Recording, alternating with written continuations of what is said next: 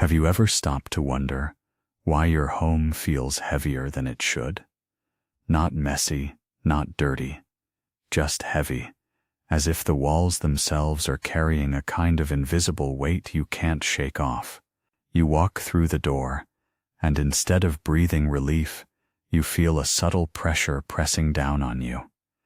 Scientists will tell you it's clutter psychology, that every misplaced item adds micro-stress to the brain. But the Japanese have whispered for centuries that it goes deeper than that. That clutter is not just untidiness. It is an invitation, a signal to things you don't see, things you don't want in your home. In Japan, the home is treated almost like a living body. It inhales at the doorway, it circulates energy through open floors, it exhales through windows and seasonal change. Every object you keep, every corner you ignore, is either feeding its life or suffocating it to death. And here's the chilling thought. When a home begins to suffocate, it doesn't just drain you emotionally. In folklore, it becomes a place where shadows settle, spirits, restless energy. Call it what you want. The Japanese simply call it imbalance. That's why they follow rules, not trends, not Pinterest tricks, but rules that have survived centuries of small houses, crowded cities, earthquakes, wars, and silence. Rules that aren't just about tidiness, but about survival. And if you think that sounds dramatic, remember this. Studies show the average American home holds over 300,000 objects, most of them never used, many of them never moved. Meanwhile, Japanese homes operate on a fraction of that, and yet their spaces feel expansive, alive, almost untouchable by chaos. So in this video, we're diving into 7 Japanese home rules to create a peaceful, clutter-free space. Not surface-level hacks, not generic minimalism.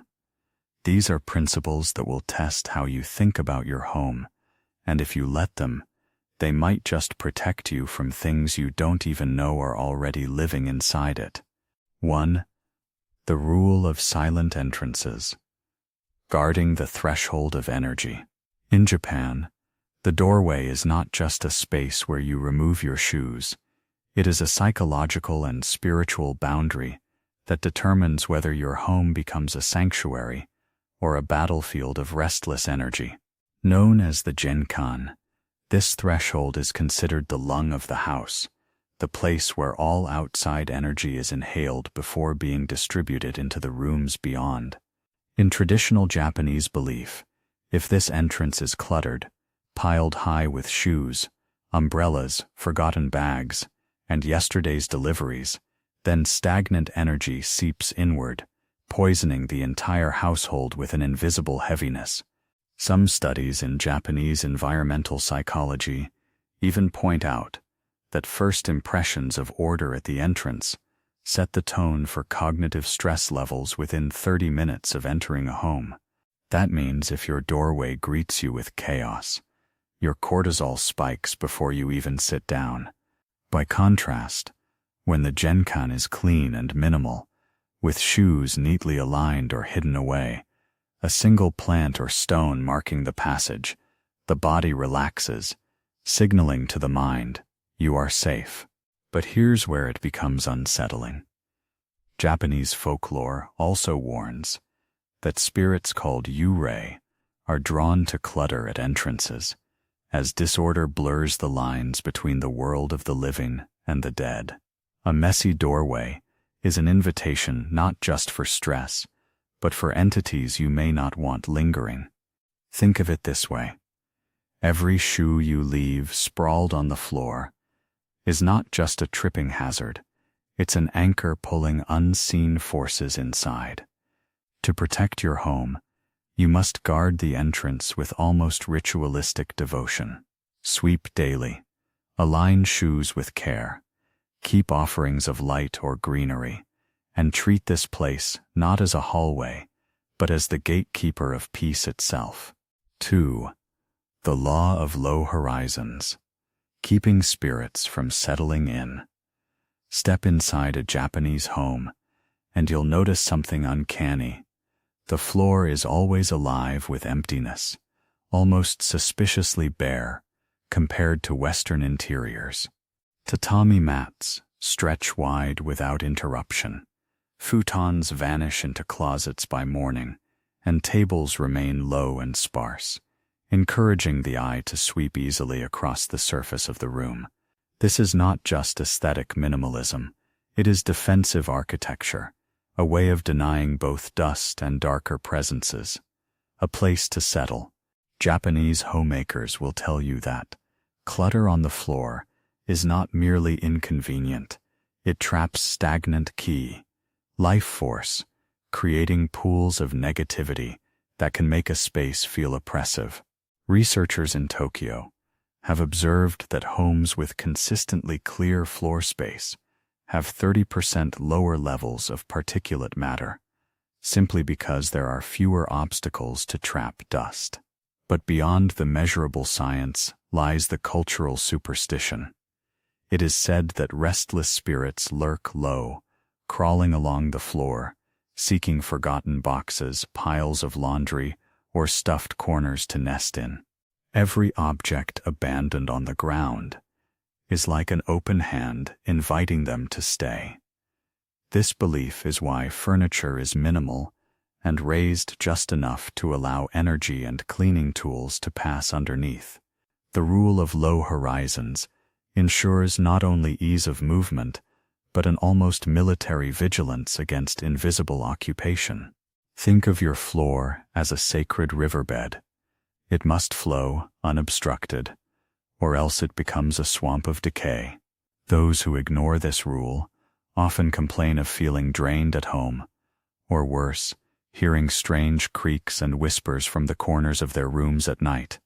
To protect yourself, purge the ground of all unnecessary objects, roll up what you don't use, and let the space breathe.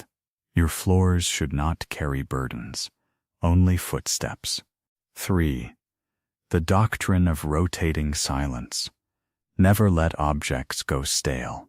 One of the eeriest and most fascinating home rules in Japan is the practice of seasonal rotation, taken to extremes most outsiders don't realize. The principle is simple. Objects that stay visible too long become stale in both energy and perception. Japanese households believe that the stillness of unmoved objects attracts decay, not just dust, but a spiritual heaviness that clings to things like a shadow. Psychologists now agree that exposure to unchanged environments dulls the brain, creating a sense of monotony linked to low serotonin levels.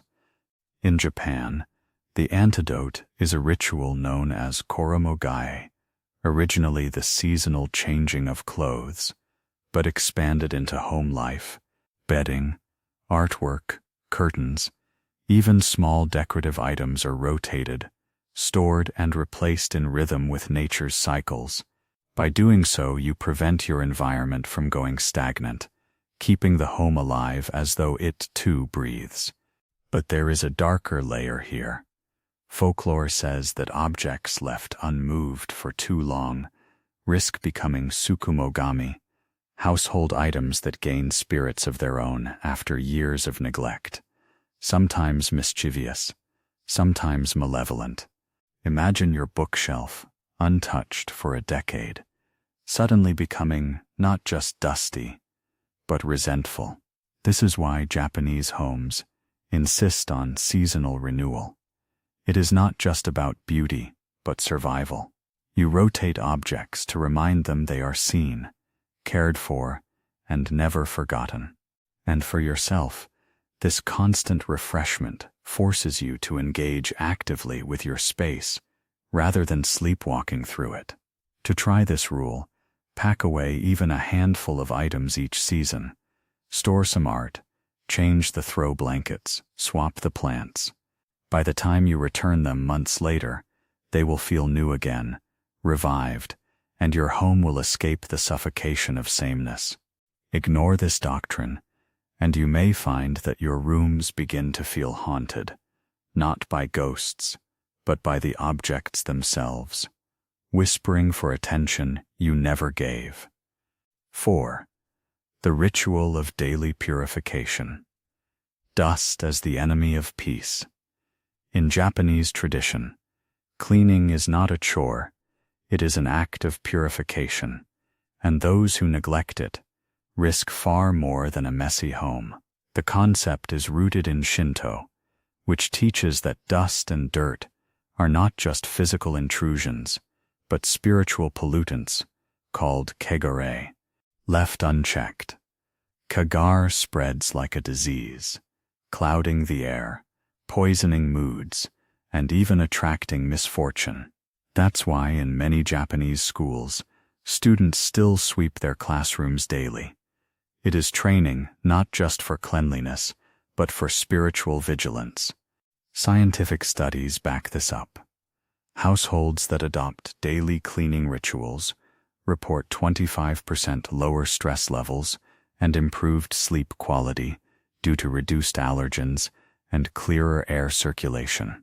But while science explains the benefits, Japanese folklore whispers a darker truth.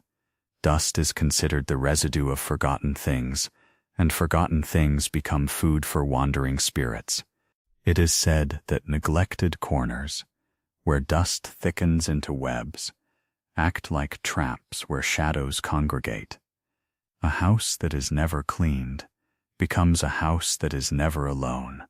This is why many Japanese homemakers wipe down surfaces and sweep floors not once a week, but every day in motions as precise as prayer.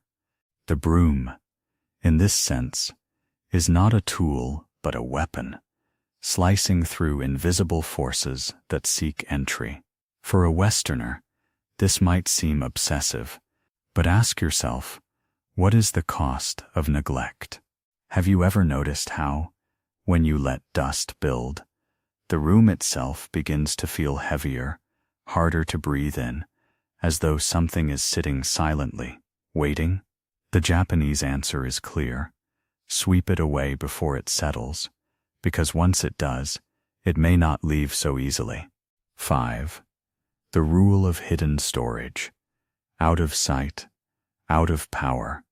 Step into a Japanese home and you'll be struck by the lack of clutter in plain view.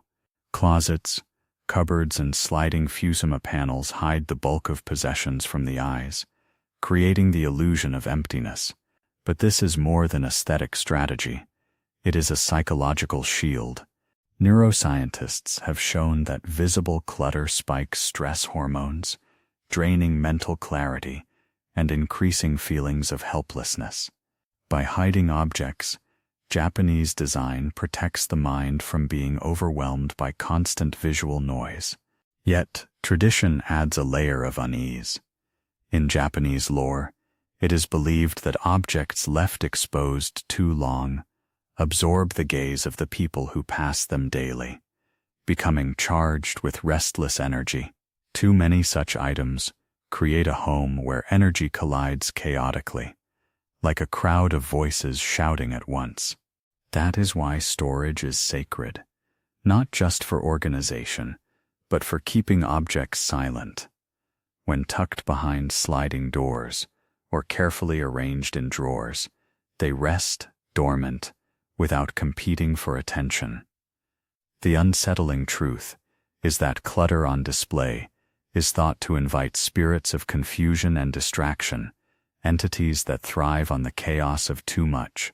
Hidden storage is therefore not merely practical, but protective. And here is a chilling detail. In older Japanese villages, it was said that if you left a blade, a doll, or even a mirror exposed for too many nights, it could awaken on its own, reflecting back not your face, but the thing that had been watching you. To honor this rule, purge what you can and what you cannot. Conceal. Every object you hide grants your home back its silence. Every drawer you close is a door sealed against the unwanted. 6. the balance of natural elements. Inviting nature, repelling darkness. Another powerful Japanese home rule is the balance of natural elements. Wood, paper, stone, light, and plants, woven into every room. Unlike Western design, which often glorifies permanence and solidity, Japanese interiors are fragile, shifting, and alive. Shoji screens filter light like fog. Tommy mats breathe with humidity. Bonsai trees mark the slow passage of time. This integration of nature is not decoration, it is a defensive alliance. Modern research confirms that natural elements indoors reduce anxiety by up to 40%, lowering blood pressure and fostering relaxation. But the cultural roots stretch deeper. In Shinto belief, nature houses spirits known as kami, benevolent presences that protect spaces from malevolence. A home that welcomes wood and plants is thought to be guarded by these silent allies. On the other hand, homes stripped of natural elements are vulnerable, becoming cold fortresses where negative energy festers. What makes this rule unsettling is the old superstition that when a house is too artificial, filled only with plastic, metal, and harsh artificial light, it becomes a beacon for wandering souls who mistake it for a world in between, neither living nor natural. They are drawn to its lifeless glow. Japanese families counter this by placing even a single branch or flower in ikebana form, harmonized carefully to channel energy. To live without this balance is to live unprotected, a home unblessed by nature's guardians. So ask yourself, how much of your home breathes? Or has it slowly been suffocating in silence? 7. The law of controlled emptiness. Fear the room that cannot rest. The final and most mysterious Japanese home rule is the cultivation of emptiness, but not absolute emptiness, controlled emptiness.